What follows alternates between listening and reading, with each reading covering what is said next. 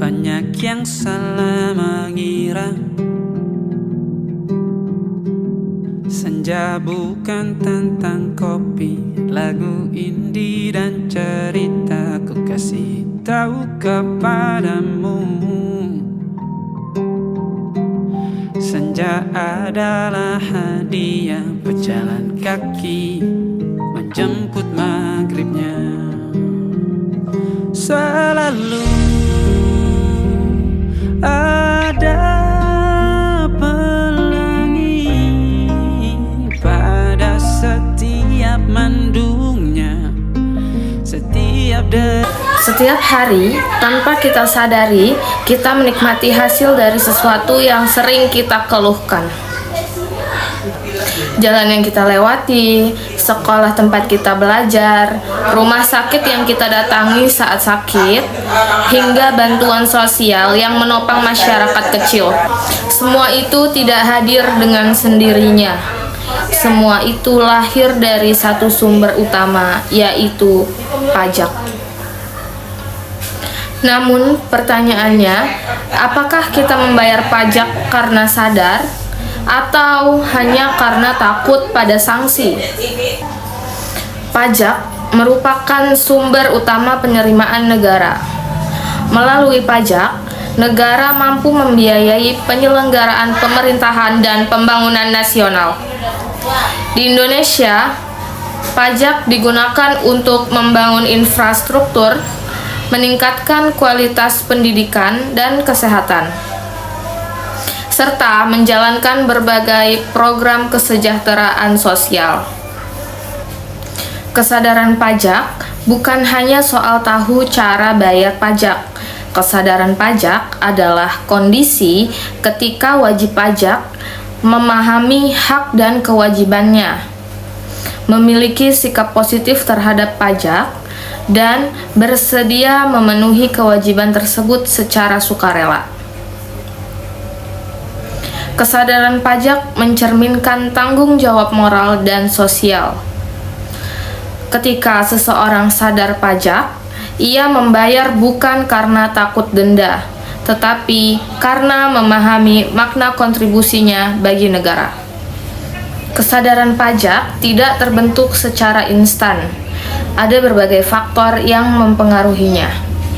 Yang pertama yaitu pengetahuan perpajakan. Wajib pajak yang memahami aturan, prosedur, dan manfaat pajak cenderung memiliki kesadaran yang lebih tinggi. Kedua, moral pajak. Nilai etika dan norma sosial berperan besar dalam membentuk perilaku patuh. Ketika membayar pajak dipandang sebagai hal yang benar secara moral, kepatuhan akan muncul secara alami. Yang ketiga, kepercayaan terhadap pemerintah. Jika masyarakat percaya bahwa pajak dikelola secara transparan dan adil, kesadaran pajak akan meningkat. Kesadaran pajak juga tidak bisa dilepaskan dari konteks sosial dan budaya. Indonesia memiliki nilai gotong royong yang kuat. Dalam perspektif ini, pajak dapat dipahami sebagai bentuk gotong royong modern untuk membiayai kepentingan bersama. Ketika lingkungan sosial menjunjung tinggi kepatuhan, individu di dalamnya cenderung ikut patuh. Namun sebaliknya, jika penghindaran pajak dianggap wajar, kesadaran pajak pun sulit tumbuh. Sanksi pajak tetap diperlukan, namun bukan sebagai alat utama pembentuk kesadaran. Kepatuhan yang lahir karena takut sanksi biasanya bersifat sementara. Di sisi lain, digitalisasi perpajakan menghadirkan peluang besar. Sistem seperti e-filing dan e-billing mempermudah wajib pajak dalam memenuhi kewajibannya. Kemudahan dan transparansi ini dapat meningkatkan sikap positif terhadap pajak, asalkan diimbangi dengan edukasi yang memadai. UMKM memiliki peran besar dalam perekonomian Indonesia.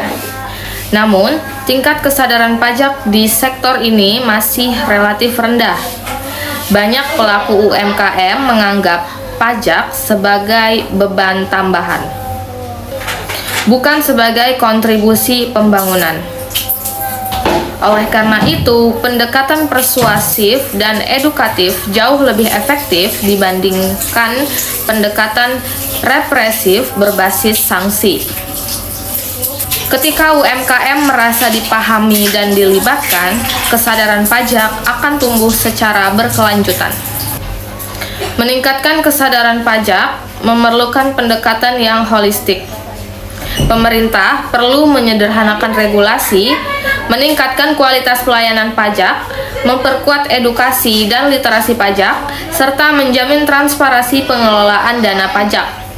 Namun, masyarakat juga memiliki peran penting. Kesadaran pajak tidak hanya soal aturan, tetapi soal nilai dan komitmen bersama. Kesadaran pajak adalah fondasi utama kepatuhan wajib pajak yang berkelanjutan. Pajak bukan sekedar kewajiban hukum, melainkan bentuk partisipasi aktif dalam pembangunan nasional.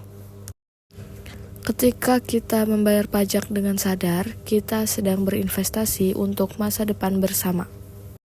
Karena Indonesia yang kuat dibangun oleh masyarakat yang sadar akan perannya. Sadar pajak hari ini untuk Indonesia yang lebih adil dan sejahtera di masa depan.